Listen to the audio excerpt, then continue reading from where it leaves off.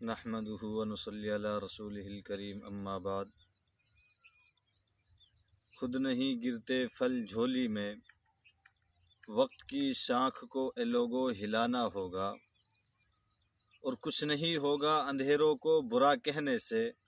اپنے حصے کا دیا خود ہی جلانا ہوگا۔ محترم ناظرین کرام، السلام علیکم ورحمۃ اللہ وبرکاتہ۔ آج میں بات کرنے جا رہا ہوں اس سرزمین ہندوستان کی، جس کی بنیادوں میں ہمارے اسلاف کے ہڈیوں کے پتھر رکھے گئے اور ہمارے اجداد کے مقدس خون کو سیمنٹ بنایا گیا۔ وہ سرزمین ہندوستان جو ایک زمانے میں پوری دنیا کے سامنے چڑیا کے روپ میں متعارف ہوا تھا، وہ سرزمین ہندوستان جس کو نزول آدم علیہ السلام کا شرف حاصل ہے، وہ سرزمین ہندوستان جس پر بیٹھ کر خواجہ اجمیری نے انسانیت و اخوت کا درس دیا تھا، اور جن کے دستے شفقت پر ہزاروں لاکھوں لوگوں نے اسلام قبول کیا تھا،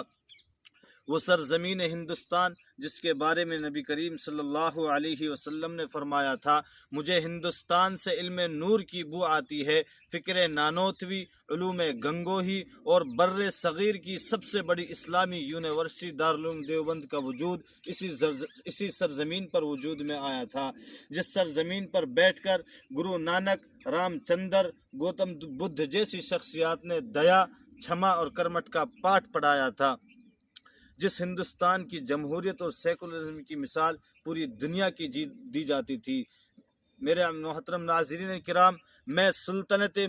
مغلیہ پر کبھی گویا نہیں ہوا، مگر یہاں زبان کی مجبوری ہے۔ ہندوستان کی مشترکہ جو تہذیب ہے وہ ایک دو صدی پر مشتمل نہیں، اس کے پیچھے 5000 سال کا شاندار ماضی ہے،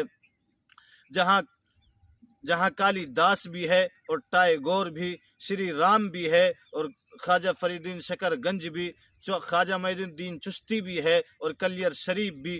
مہاتما گاندھی بھی ہے، علامہ اقبال بھی، گرو نانک بھی ہے اور تلسی داس بھی۔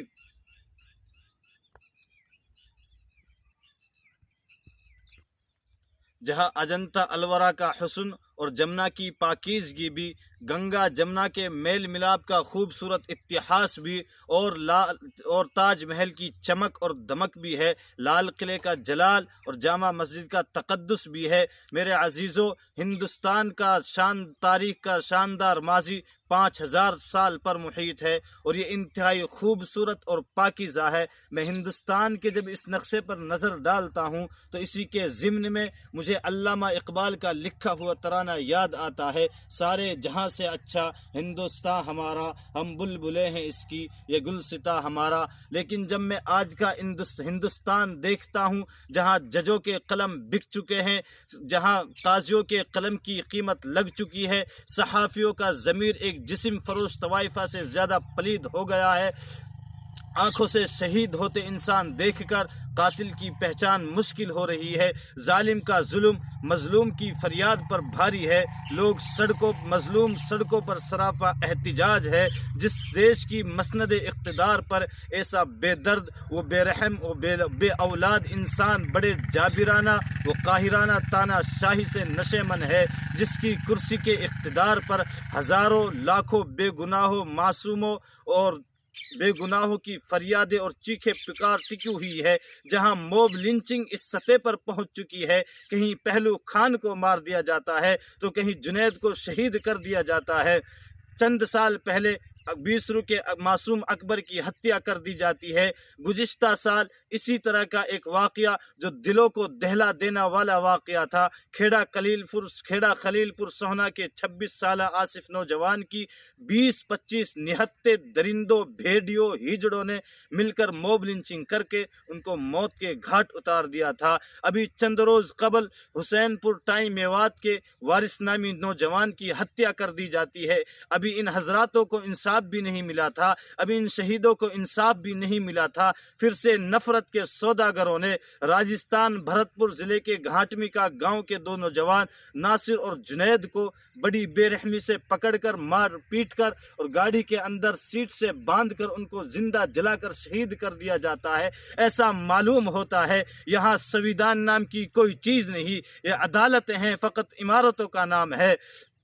ہندوستان ہے افریقہ کا جنگل، مجھے سمجھ نہیں آ رہا۔ میرا دل چاہتا ہے ناظرین کرام، میرا دل چاہتا ہے کہ میں علامہ اقبال کی قبر پر جا کر کہوں، اے اقبال، جس سرزمین کے بارے میں تم نے کہا تھا کہ سارے جہاں سے اچھا ہندوستان ہمارا، بخدا آج تیری قوم پر یہ سرزمین تنگ ہوتی نظر آ رہی ہے۔ مولانا ابوالکلام آزاد کی قبر پر جا کر شکوہ کروں، مولانا آزاد، جس آئین ہند اور قانون کا واسطہ دے کر تم نے میرے اجداد کے قافلوں کے رخ موڑ دیے تھے اور دہلی کی شاہی مسجد کے منارے سے یہ آواز دی تھی کہ اہل ہند کہاں جا رہے ہو، تمہارے لیے ہندوستان سے بہتر روئے زمین پر کوئی جگہ نہیں۔ اس دیش کی تعمیر و ترقی میں مسلمانوں کا کردار ہمیشہ مثبت رہا ہے۔ میں کہنا چاہتا ہوں، موجودہ تانا شاہی حکومت سے، موجودہ ظالموں سے، یاد رکھو، اگر اس دیش کا مسلمان امن و امان سے نہیں رہے گا تو یہ دیش بھی امن امان سے نہیں رہے گا۔ ظلم و ستم کے زد میں نام و نشاں ہمارا، ظلم و ستم کے زد میں نام و نشاں ہمارا، برباد ہو چکا ہے ہند میں امن و اما ہمارا۔ کس منہ سے پڑھے اقبال یہ مصرع تمہارا، سارے جہاں سے اچھا ہندوستان ہمارا۔ وآخر دعوانا الحمدللہ رب العالمین۔